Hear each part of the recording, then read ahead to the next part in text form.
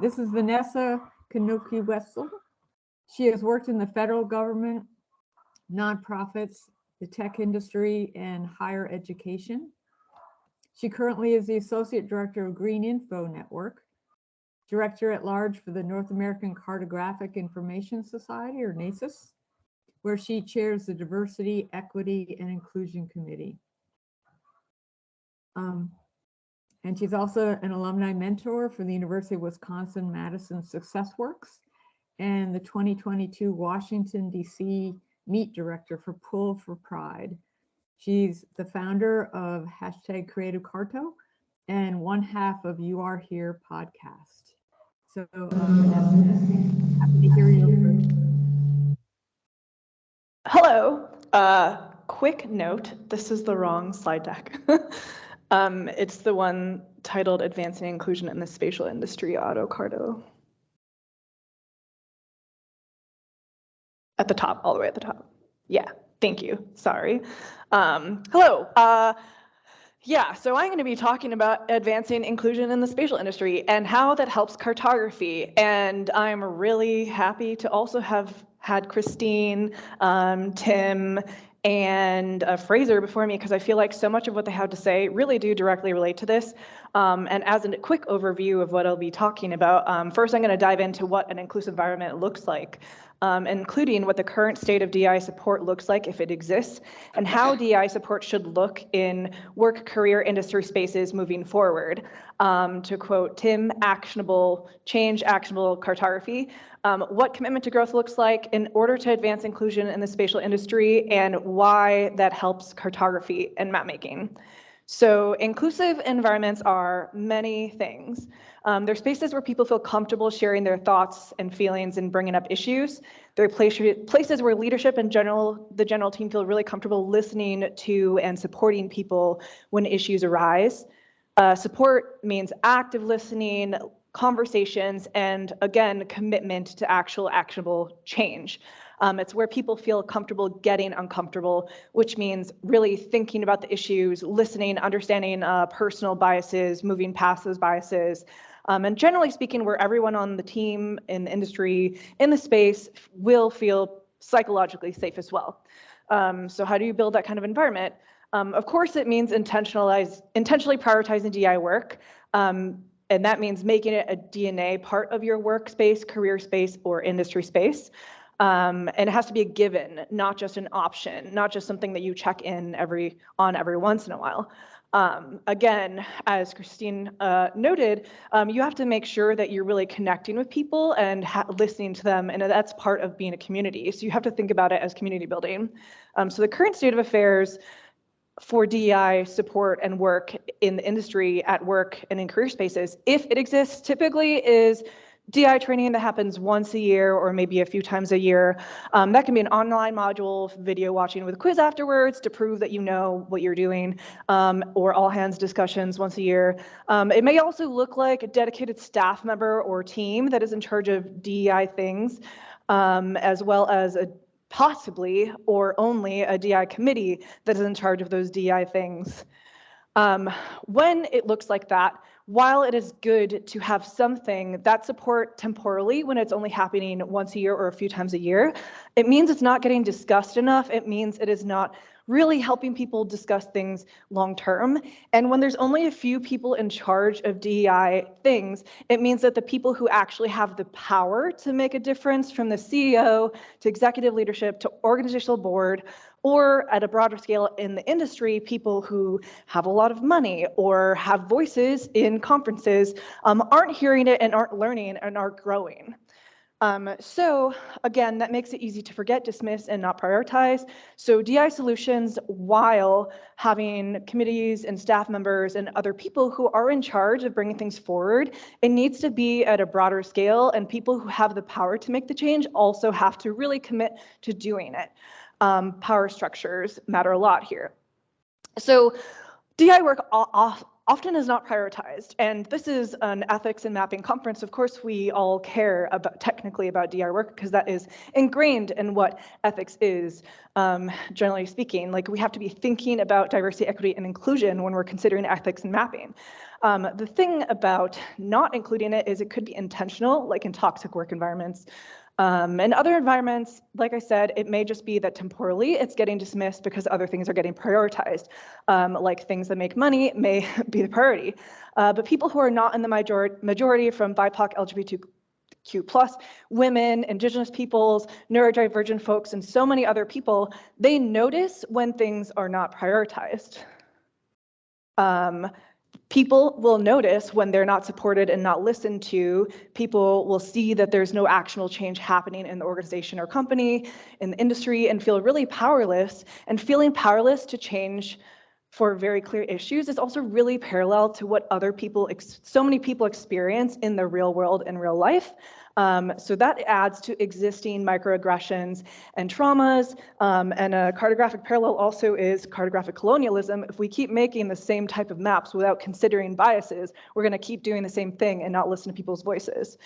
So not prioritizing DI work is not inclusive. So this is basically saying if you're not prioritizing it, generally speaking, in the space that you're in, is the opposite of that initial slide where I said what is really important. And what happens when people ultimately don't feel safe, and a lot of them probably did fight to feel safe in some way and felt unheard, they will leave. So people will leave workspaces, people will leave industries, people will leave conferences, people will leave communities. So what do we have to do to be more inclusive and therefore create a safe career space, workspace, and industry environment? As I mentioned before, it really needs to be a priority. Parallel to that, is obviously there are various teams that do hold expertise in any given workspace. Like financial teams are going to be the people who are mainly considering budget stuff on at work, but executive teams, managers, and general staff do share the load in making sure you're hitting the goals for financial stuff. People will bring up issues throughout the year. If there are issues relating to the budget, and then people will talk about it, people will find solutions.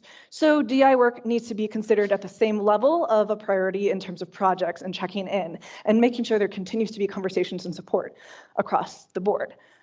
So generally speaking, there does need to be an infrastructure change first and foremost in order to ensure that a lot of these changes happen. So that means there has to be clear support from leadership, where people also are consistent and transparent in their discussions to lead to actionable change, which leads to systemic changes, which industry-wide, if many organizations and conferences and places start doing that, you'll see a big difference in the industry too. And it is really helpful to center DI conversations in a workshop environment as well, and not just do video training, not just have a one-time lecture environment, because workshops facilitate conversations with each other. It helps team members understand. It helps people really feel safe and listened to, bringing up those issues. And you also really want to ensure after whatever conversations happen that there really is transparent and actionable things happening. I'm going to keep repeating actionable, but it needs to happen. There needs to be clear milestones. There needs to be deadlines. If things aren't met, just like any work project, you need to actually come up with the follow-up to that. Now, of course, infrastructure change is hard, but what's technically harder is committing to feeling uncomfortable and also committing to personal growth. So infrastructure change is not going to happen if people don't actually commit to feeling uncomfortable, because sometimes we will feel uncomfortable when we encounter something that we have not experienced, that we've not have felt, that others have felt, and that, generally speaking, non-majority will need to vocalize, and we see this all the time in society as well in work. And again, previous examples being cartographic colonialism, lots of people were not being listened to in the making of maps and being marginalized and not being shown on the map. So it's really important to have personal growth as part of it. And again, we all hold biases and we all have different lived experiences. All of us do need growth, regardless of where you're coming from. And it's just because we haven't all experienced the same thing. And again, DI work is really personal. So that's also why it isn't just normal work. And again, it's important that leaders really take it seriously because leadership has the power to deny change. So even if everyone in an organization is willing to do the work and comes up with great plans, if the people in charge at work or in an industry or at a conference don't actually commit to making the change, it's not going to happen even if everyone supports it. So it really matters. And what does that look like for the industry? Well, technically all of us in some way, in some capacity, have power in the room, from presidents to CEOs to professors to people who just have a voice in this room through research, academic studies. We all have that power, so if we all collectively commit together to make a difference by doing some or all of these tasks, we can really improve DI. So leading by example really matters. So that can advance inclusion in our industry. But everyone may be thinking, how does that help cartography? Even though I think everything that I just said matters a lot, I'm sure people wanted to relate directly to the point of the conference. And this different perspectives matter. And again, this is what everyone has said before me. And this is a quote from myself. Different places and people have different perspectives, and it's really important to know them and understand how to incorporate knowledge we don't immediately think about. And again, the talks preceding me talked about Indigenous mapping and how people do not feel represented on the maps. And that's just one of many examples. A diverse industry just means more accurate maps. So according to Bloomberg City Lab, in developing countries, childcare centers, health clinics, abortion clinics, and specialty clinics that deal with women's health are vastly underrepresented because the people who have that knowledge are not making the data and not mapping it. So we need to make sure that the industry is more diverse so that our maps are more diverse, so that our maps are more accurate, so people can flag data issues, analyses, and make sure that our cartographic design all comes from a diverse pool of people that are making maps. And that starts at the industry level, who we're getting into workplaces. So a diverse industry means more people can help make important decisions to improve things in the community. Therefore, it means a more inclusive industry that means better spatial data and better cartography.